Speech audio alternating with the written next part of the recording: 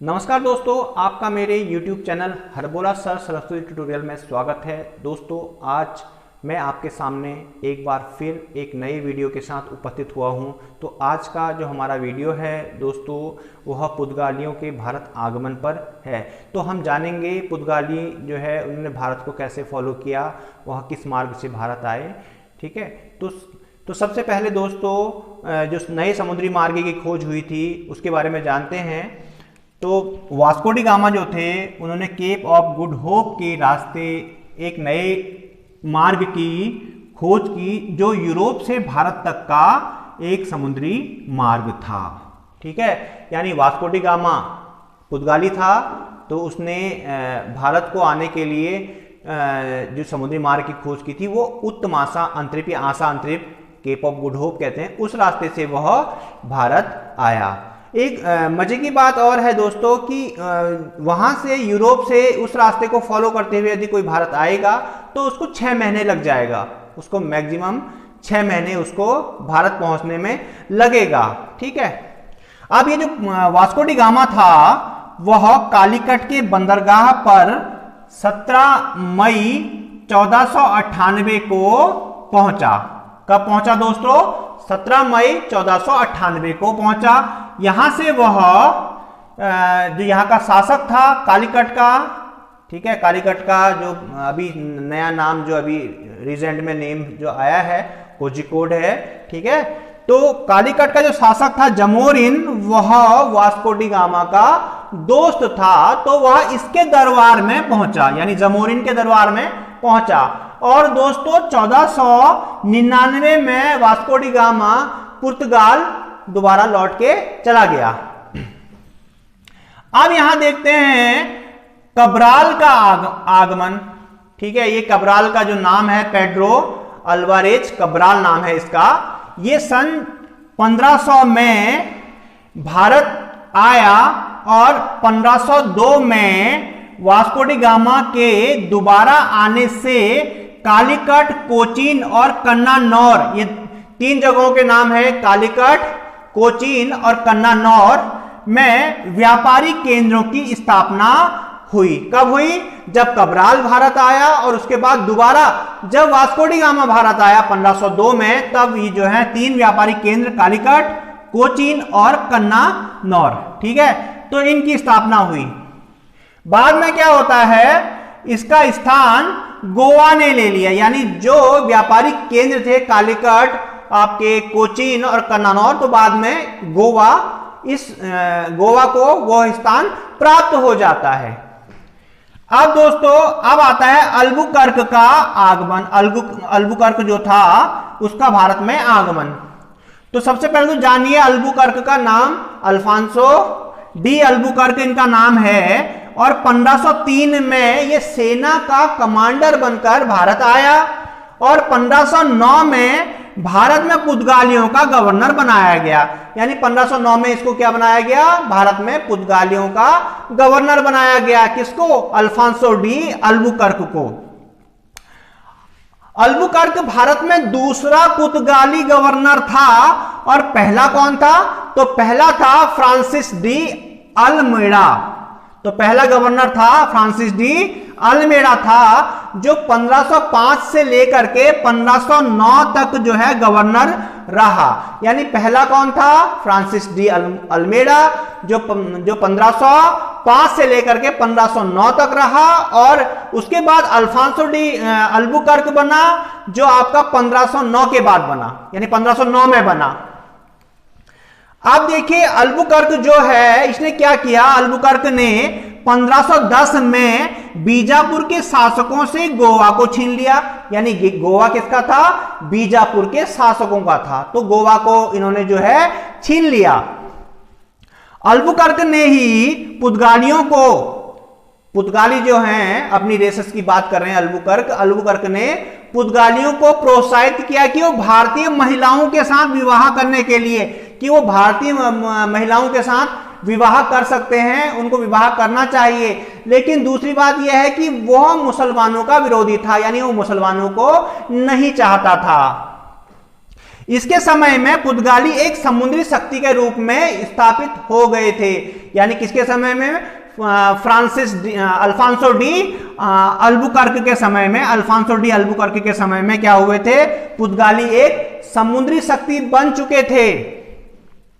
अब ये पुर्तगालियों के ही और जो गवर्नर थे जो थोड़े प्रसिद्ध थे, उनके नाम मैं आपको बता देता हूं दोस्तों। उनमें टीनो डी कूना है। टीनो डी कूना जो 1529 से लेकर के 38 तक जो है गवर्नर बना, और इसने राजधानी कोचीन से हटा करके गोवा में स्थापित कर ली। याद रखिएगा, कोचीन से राजधानी, पुर्तगालियों की राजधानी कोचीन से गोवा में किसने स्थापित की?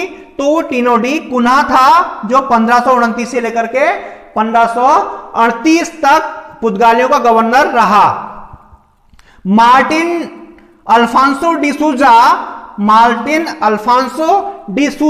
ये 1542 से 45 तक, यानी 1542 से 1545 तक ये गवर्नर रहा पुर्तगालियों का। और याद रखिए दोस्तों, इसके समय में, मार्टिन के समय में जो थे प्रसिद्ध जेसुएट संत हुए, जिनका नाम था फ्रांसिस्को जेवियर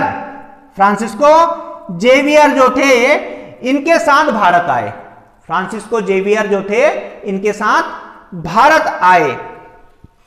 तो ये क्वेश्चन भी जो है एग्जाम में पूछा जाता है, इसलिए मैंने आपको यहां पे बताया है। अब आता है बस्तियों की स्थापना।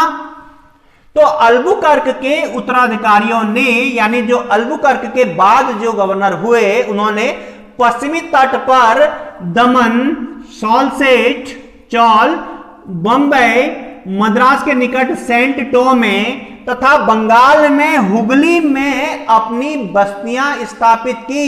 यानी उन्होंने अपनी बस्तियां कहां स्थापित की दोस्तों? एक बार फिर बताते हैं आपको। दमन, सालसेट, चौल तथा बंबई, मद्रास के निकट सेंट टोमे तथा बंगाल में हुगली में अपनी बस्तियां इन्होंने बसाई। अब देखते हैं, पुर्तगाली लोग इतने जोर शोर से आगे बढ़े, लेकिन फिर भी वह टिक नहीं पाए कंपटीशन में। तो उनके पतन के ऐसे क्या कारण थे? पुर्तगालियों का पतन कैसे हुआ देखिए। तो पुर्तगालियों का पतन देखिए दोस्तों, 16वीं शताब्दी के अंत तक पुर्तगाली शक्ति जो थी उसका ह्रास हो जाता है। यानी 16वीं शताब्दी तक पुर्तगाली जो थे, उनकी शक्तियां बिल्कुल शक्ति क्षीण हो जाते हैं, खत्म हो जाते हैं एकदम। और धीरे धीरे से ये उनकी जो जितनी बस्तियां उन्होंने कमाई थी या जितनी बस्तियां उन्होंने बसाई थी, वह सभी उनके हाथ से निकल जाते हैं दोस्तों। तो उसमें देखिए, एक मुगल सामंत जो था, जिसका नाम कासिम खान था, उसके द्वारा पुर्तगालियों को भगाए जाने के कारण 1631 ईस्वी में उन्हें हुगली से हाथ धोना पड़ा था। यानी हुगली उनके हाथ से, पुर्तगालियों के हाथ से दोस्तों निकल गया। और दूसरा देखिए, सन 1661 में इंग्लैंड के शासक चार्ल्स द्वितीय की जो शादी हुई थी, वह पुर्तगाल के राजा की बहन यानी ब्रिगेंजा की जो राजकुमारी थी, उसके साथ जो हुआ था, चार्ल्स द्वितीय का विवाह हुआ था। और ये चार्ल्स द्वितीय को बंबई दहेज में मिल गया, यानी अंग्रेजों को बंबई दहेज में मिल गया। अगला देखिए, मराठों ने 1739 में सॉल्सेट तथा बसीन पर अधिकार कर लिया। यानी मराठों ने सॉल्सेट और बसीन मराठों ने उनसे छीन लिया।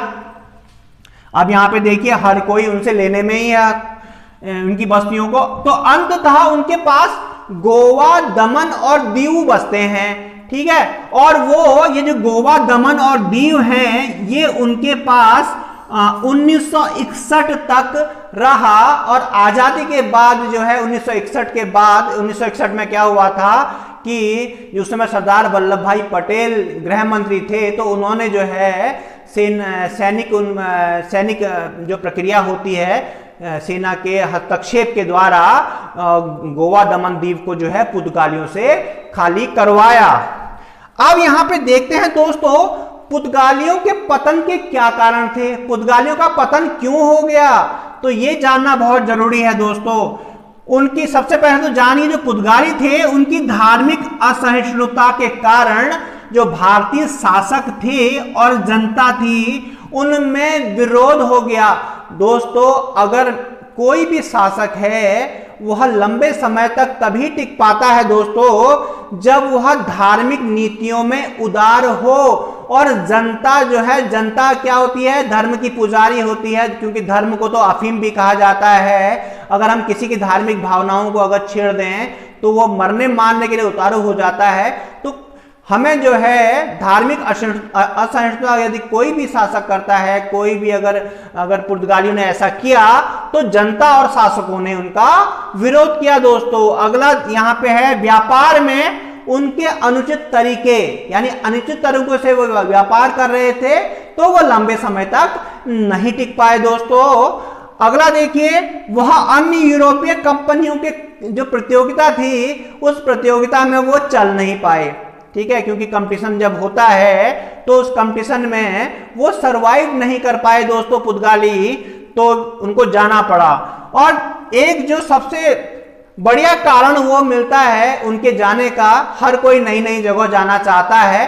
तो उस समय ब्राजील की खोज हुई थी नई नई, तो ब्राजील की खोज होने से पुर्तगालियों का ध्यान भारत की ओर से हट गया था दोस्तों अगर आपको मेरा वीडियो पसंद आता है तो लाइक कीजिए, शेयर कीजिए अपने दोस्तों के बीच में, कमेंट कीजिए, और जिसने अभी तक मेरे चैनल को सब्सक्राइब नहीं किया है वह मेरे चैनल को सब्सक्राइब कर दीजिए और बेल आइकन को दबाना ना भूलें, जिससे कि मेरी जो वीडियो है आपको समय से मिल जाए। धन्यवाद दोस्तों।